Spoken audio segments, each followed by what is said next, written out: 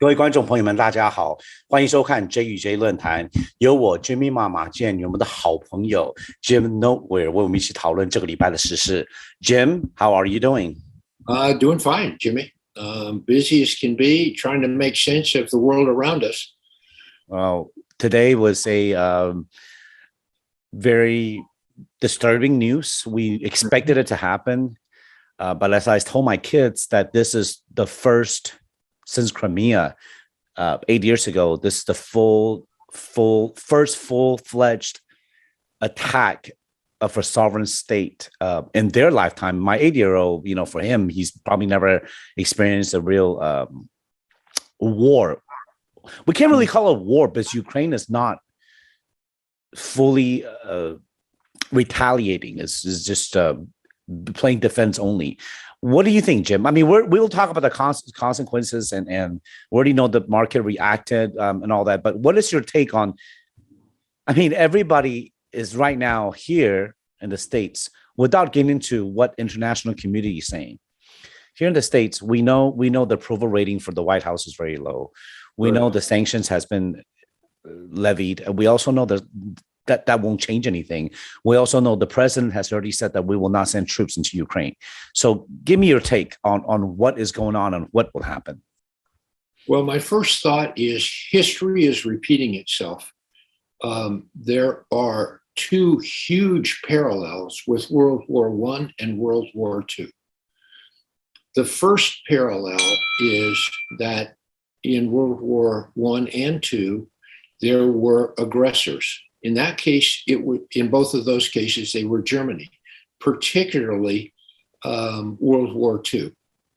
And the parallel is that in 1936, the then British Prime Minister Neville Chamberlain went to Germany to try to convince Hitler not to take Austria. And he was willing to concede other pieces of Europe to try and give up Austria in order to keep Hitler from marching across Europe. And he failed. And Winston Churchill came in and he said, "You are feeding the crocodile. You are giving up the food and you are making the crocodile stronger." That is exactly what is going on right now. The only difference is it's Russia being the aggressor and Germany not doing anything. The second parallel is very close to World War I and World War II. America is a very long way away. And we let Europe get into hot wars, World War I and World War II, and we are late. And we come in late and we bail out the Western allies. And that's what's happening here. Again, the only difference is Germany's on a different side. But what I cannot figure out is why the members of NATO, including most especially Germany, are so passive.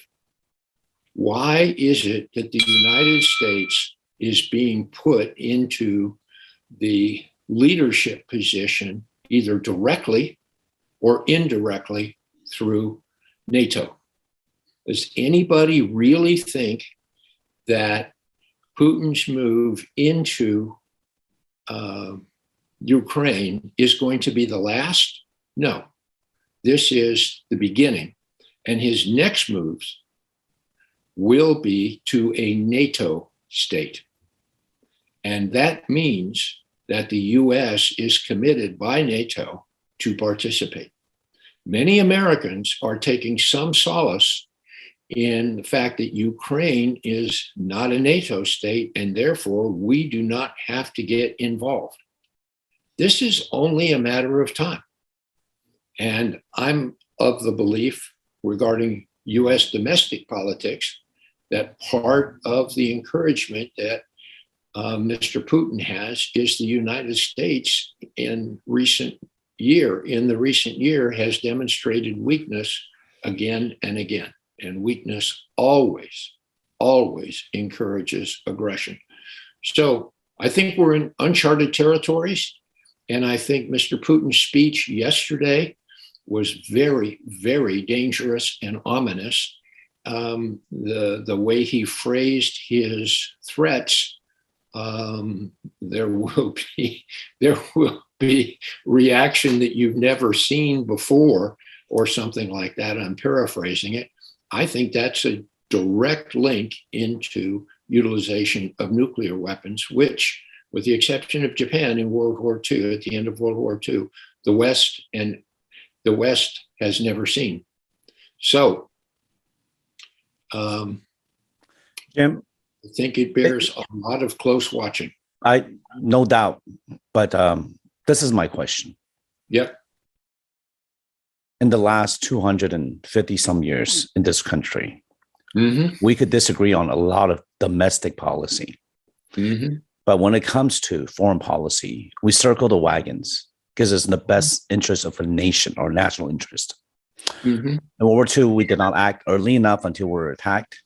In hindsight, perhaps it was good or bad, whatever it was, we could have saved a lot more lives. But I can understand at that time the mentality of the American people or the politicians then, the leaders then, of not wanting to join another world war. Hindsight is 2020. But now, the situation. I agree with everything you said. Yet, why is Tucker Carlson? Why is Fox News? Why are the conservative members of Congress supporting Putin and agreeing with Russia's aggression and justifying why? I mean, I could tell our audience a little bit of the Fox News reports on why Putin's doing it. And I think you know why too. Is there legitimacy in what they're saying? Well, I'm very familiar with what they're saying. I pay very close attention to that. And I'm going to give you two answers. First of all, they are not siding with Putin. Okay. They are being indifferent. That's a big difference. But secondly, all the Fox News people are not united in their view. What you were just expressing was Tucker Carlson's view. That view is not held widely within Fox News. Why is it not being condemned? Why is it not being condemned? Why are the Republican members of Congress not up in arms with this naked aggression invasion? And, you know, the White House. Let me answer you the second way, Jimmy, and that is I don't agree with what you referenced as either Fox News's position or Tucker Carlson's. So I have a very hard time. There are elements of it that I think I understand better than others. And I completely disagree that U.S. has no strategic interest in Ukraine. I think directly we do not have a strategic interest in Ukraine, but indirectly we have every kind of strategic interest. Because if you believe my scenario that I mentioned a few moments ago, I think it's only a matter of time before Putin wants to march west or wants to pull a trigger on utilizing a nuclear weapon, which inevitably will continue to escalate. And I don't believe that appeasement in any way will slow him down. So it's going to be a series of devil's choices. And I do give the Biden administration some credit for rallying NATO as well as they have, belatedly but strongly, to unite against this. I'm not sure what moves NATO is planning. I think it's like the dog that didn't bark in the Sherlock Holmes novel To Solve the Crime. We have not heard from NATO in the last 24 hours. That means things are going on that they do not want to discuss publicly. Jim. I also give Biden administration some credit in that their intelligence has been quite good over the last few weeks. How they've used that intelligence, I don't know, and I'm glad I don't know, because if I don't know, a lot of other people don't know. And the last thing they should be doing is sharing what they learn from intelligence publicly. What good has it done with the great intelligence and with what the administration has been doing? It still happened. We know it's going to happen. He couldn't stop it. He couldn't talk him out of it. If what you say is true, that this is the beginning of the end, then why is nothing being done? I don't know. If you were not right, let's pretend. Okay, let's hear some of the. Okay, you're saying it's not the whole narrative. Let's hear what some of our Republican congressmen, members of the congressional party, saying. Okay, and some of the hosts, and definitely a lot of these conservative network of QAnon and whatnot. This is what they're saying. Biden is weak. But either way, we should not be going to war. Putin is doing this because, based on Ukraine's history, they have a very strong Russian ties. They've only, break off 30 some years ago because of Gorbachev's weakness and mistake. And that for the last 28 or 29 years, Ukraine is essentially a run by pro-Russian leaders until these past few years when this new president, the former comedian, he's only 44, by the way, my age, he won, and he won in a popular vote by the youth and by people that are sick of the corruption and the Kremlin ties, and swept reform into Ukraine. And it upset a lot of people that have their interests in place already. You see, anytime you upset the apple cart and you disrupt the income of the elites and the ultra wealthy, this is what happens. So an internal Ukraine issue became an opening for Russia to come in. So the argument here is that Putin is, how do I say this, geographically, culturally, politically, this is his backyard. It's not like he's here out in Cuba or South America or Central America or Canada. He's not. Ukraine was about to join NATO. No. Trying to stop that. Or Ukraine wanted to. Well, whatever it was, this new administration positioned himself trying to say that. And now the excuse Putin used, which, by the way, I completely know this is he's not mad. He's very, very sharp. This is planned. This is a dictator. I agree with you. He will keep doing this if there's no repercussion. But what they're saying is that he's doing this is within his right to do it, is within the benefit of the Ukrainian people, Russian people. Well, so let's take one of your arguments that, I'm not agreeing with them. I'm just stating what they're saying. One of the arguments. My own 2 cents are that we could be far more strident in our sanctions to him. What I've seen so far and heard so far, and I've read a little bit today of what's going on, the sanctions are relatively gentle. We should immediately suspend them from the SWIFT banking system, and we should seize their accounts. Jim, I'm sorry. I need to cut in, okay? Because you're talking about bank accounts and financial sanctions. I've studied this extensively for the past month or so already in anticipation of this crisis. So I can tell you right now, I don't care what sanctions we do. Putin has already prepared for it. Well, I think that's true. No, what happened was he already sold all of his US dollars to hold RMB and European EU currency and heavily into gold. That's one. So he will not, the sanctions will not matter for him. He will not depend on the United States. Number 2, they're the largest producer of wheat. So whatever sanction we have, they're not going to have a problem feeding their people. Number 3, they produce a lot of natural gas and oil. So they don't, we could shut down everything, embargo them to the max, and they'll still survive.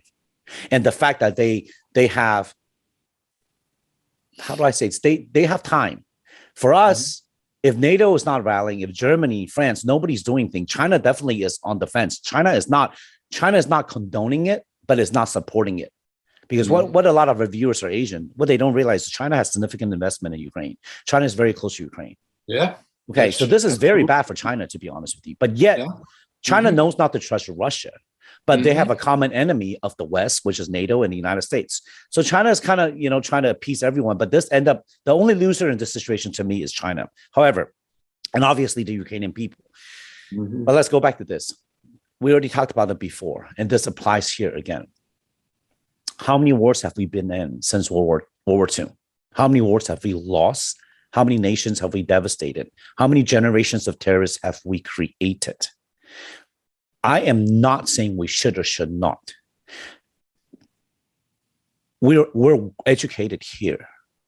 Our mentality has always been one-sided, that we're big brother and we're good, and we need to go in to be the world police. Mhm. Do we really risk full out war and risk American lives Mhm. to support NATO?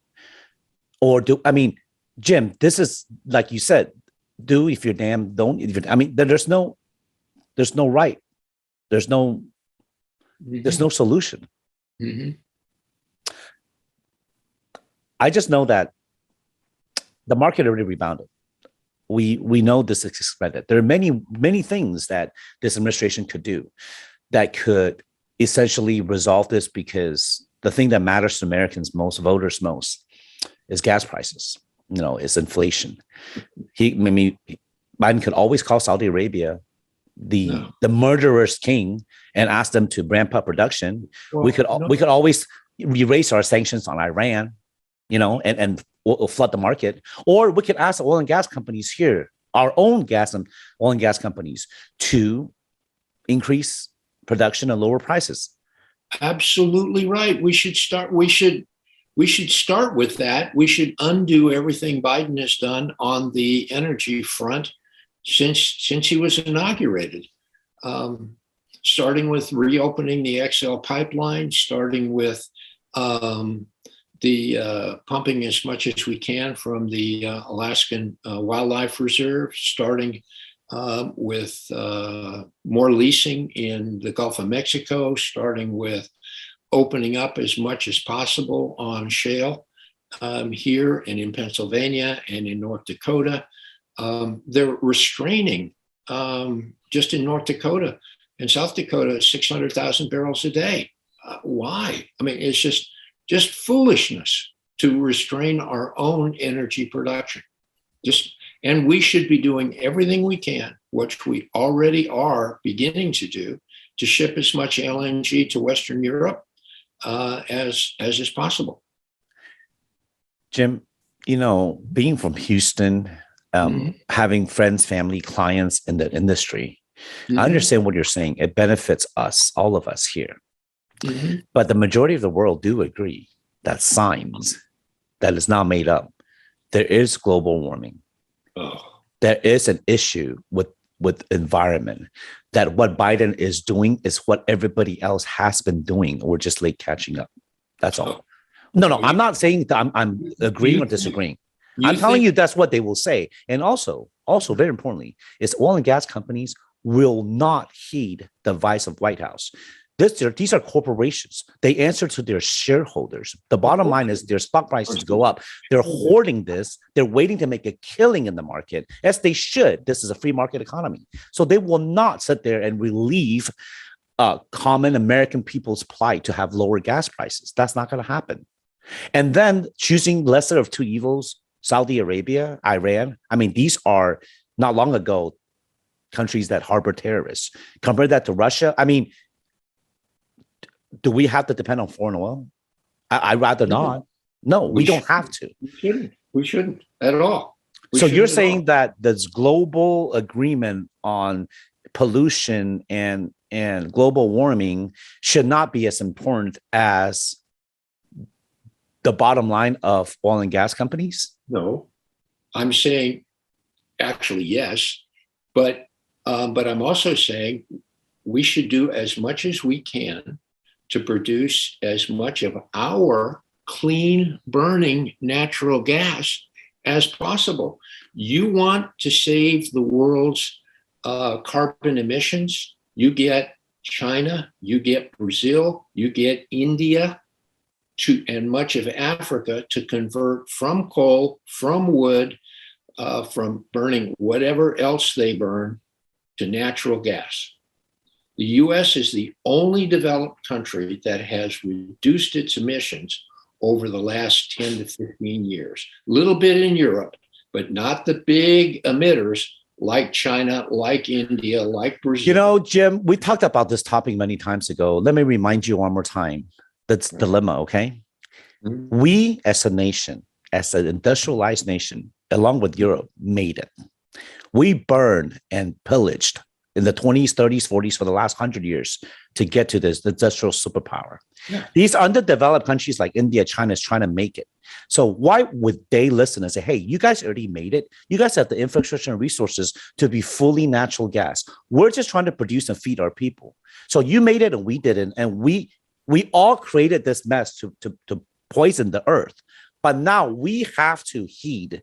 And I mean, I'm saying these countries, there's a reason why they don't listen to us. And also, we serve our corporate lobbyists first. Am I right? Our country is run by corporations now.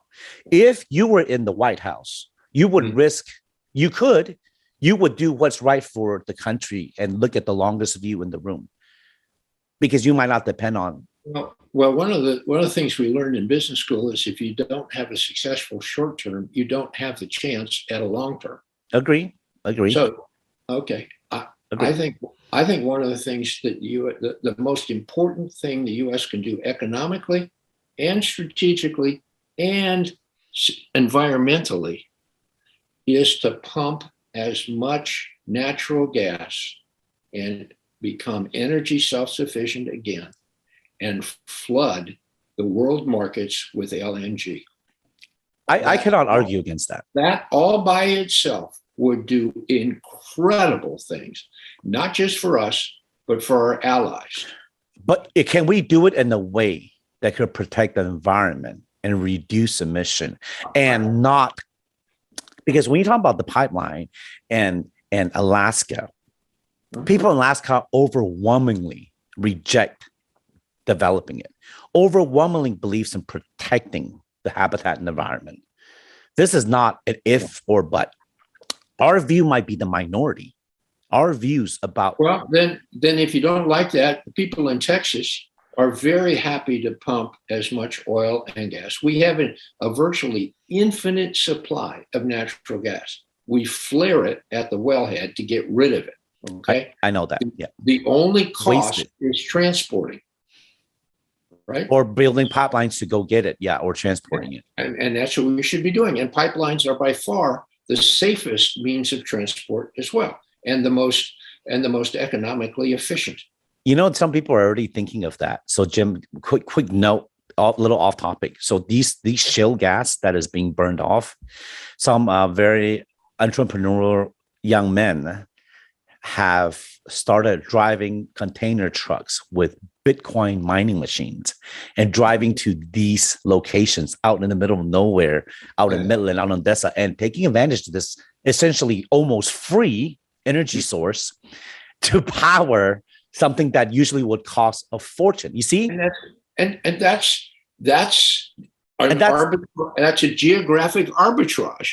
They should be an advantage we have. And also it's also not wasting energy, right? It's actually using... You're capturing what you otherwise would emit, not admit, emit. And I would suggest burning natural gas is far better than flaring it directly into the atmosphere. So that kind of move is exactly a win-win-win-win. How many wins have you got? So I think that's wonderful. But back to crypto for a moment. One of the reasons that I'm very skeptical of crypto is that it's a tool for the bad guys. You made that point 5 minutes ago when you said that Putin sold his dollars for other currencies, including gold and crypto. So I agree. Crypto is that's the biggest risk with crypto, with these virtual coins, because black market, money laundering. I mean, there's a lot of, even China is cracking down on it because it destabilizes financial institution. So what do we do? I mean, how do we mitigate that? You know, we really have to. Yeah. I think there's another thought that I was reminded when I read a few things in the New York Times this morning. There is apparently a great deal of discontent in Russia itself about what is going on. many people in Russia, according to the New York Times, believe that Putin is not behaving in their best interest. They don't want to go to war any more than people on the other side want to go to war. And what often gets overlooked in the fall of the Soviet Union, there were two big reasons why the Soviet Union fell. Number one, the US beat it economically and militarily, no question.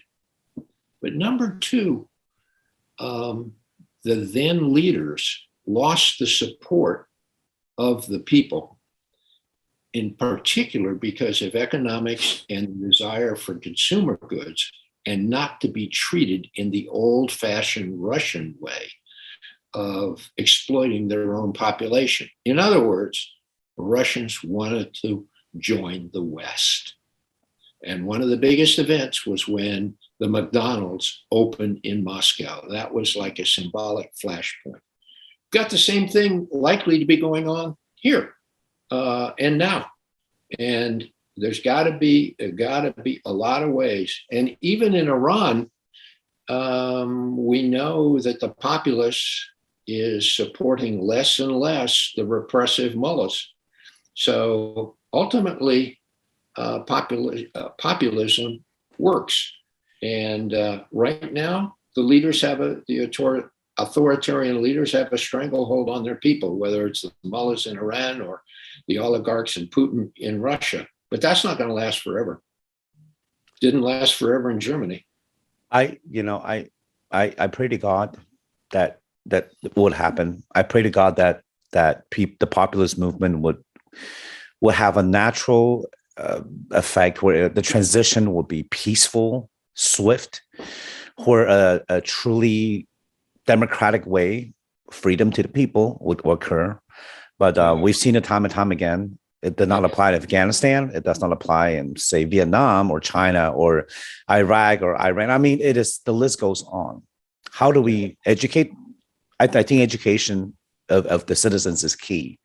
And not because it's very easy to manipulate an election. It's very easy for a charismatic leader like Philippines. Look what happened in the Philippines for a strongman to be voted in, like Hitler was voted in a democratic election overwhelmingly, right?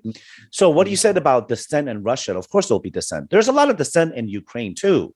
In Ukraine, there are probably 30-40% of people that want to be annexed by Russia, that do not agree with this NATO or wanting to have more independence.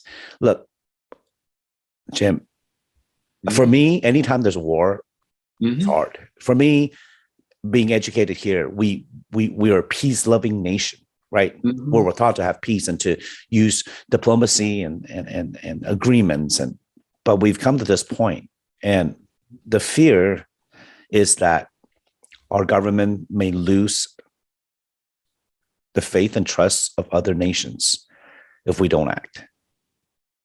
Well, I think we should talk. We don't have time today, but talk about what acting really means. Which I agree with you. There is no right or wrong. I don't care who's in the White House. I think no matter what, there's no 100% cover all bases, right or wrong, because we don't know what will happen. We don't know what what's next. But one of the things I would definitely oppose is to start sending American armed forces into Ukraine right now. You advocate that? No, you don't. I would absolutely oppose that. Why is it in our interest to go where Germany won't go, France won't go, Italy won't go?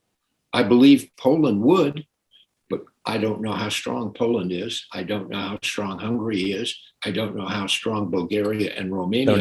They're not. These are all the new members of NATO, they and the three Baltic states as well. They also will be the ones next. They will be next. And they know that. That's exactly correct. They know that. They know that. So I would hope, there's an old saying, it's not the size of the dog in the fight. It's the size of the fight in the dog. And I think one of the reasons why the U.S. prevailed, particularly in World War II, is we had a lot of internal strength, much more than Germany, etc. The other thing that I really can't figure out, Russia's economy and their GDP per person, the quality of life that people enjoy economically in Russia is very low. The economy is very strong. In terms of population, Russia is about the same size as France and Texas, and their GDP per person is far less. So we always say that the best advantage that the United States has militarily is the strength of our economy.